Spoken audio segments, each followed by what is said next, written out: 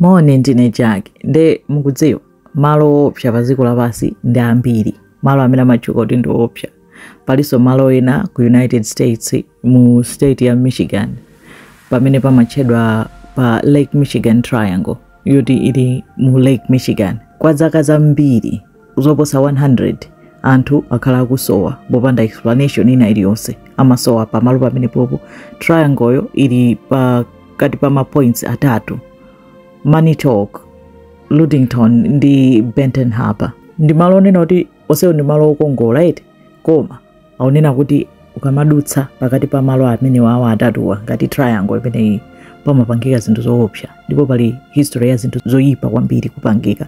Chimodzi mwa zomwe zinapangika ndi mu 1679 ship yotchedwa La Grifton inangosowa. Inali itanyamula katundu wambiri, makatula kwina sizinapezekenso mpaka napano. Kenako next one inali 1891 ship yotchedwa Thomas Hume inachoka ku Chicago, inali ndi anthu 7. Inangofika pamene popo inasowa. Nyanja inali ndi bata, weather inali normal, koma palibe aliyense amene akudziwa kunena kuti ship imene inalowera kuti. Matupi a anthu ka ship yo chilichonse chinangosowa, anangopanga disappear. Pamene ndege ya Northwest Airlines flight 2501 mu 1950 imachoka ku New York kupita ku Seattle itanyamula anthu 58 edi, koma mene imazadutsa pa triangle paja inapezeka kuti pilot anatumiza message yomaliza. Kenako inasowa, radar sinaonekenso, palibe amene akudziwa kuti ndege inapita kuti. Ena anapanga report kuti anaona china chake chofira chokugwa kuchoka mmwamba. Atayang'ana mmadzimo mnyanja sanapezemo thupi lina lililonse la munthu, sanapezemo main body ya ndege. Anapeza tizinthu tinatake tikuyandamo tochepa koma tosalingana ndi ndege.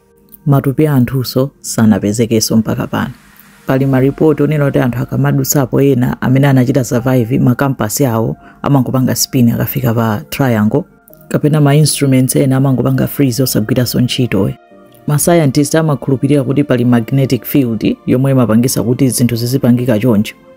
Asodzi akuti pena amata akafuna kukawedza nsomba mbali zimenezozo amaona kuwala, china chake zinthu zimaoneka ngati muli zima lights pansi pa nyanja ndi amathawako. Ena amakhulupirira kuti muli chiyufo mkatimo, pamene ena amati muli mizimu yoyipa.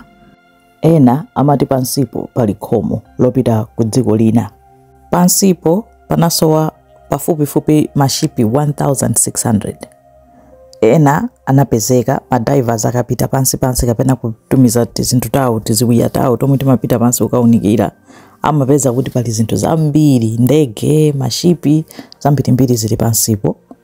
Ma scientists akuti zinazo zimamira chifukwa chonena kuti ma waves ake, mafunde ake ali too steep and amapangika pafupi and close together.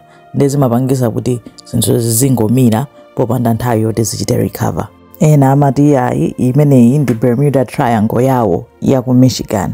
Nde imeneyo ni nkhani pang'ono pokha kachidutswa ka Lake Michigan Triangle. Zikomo kwambiri.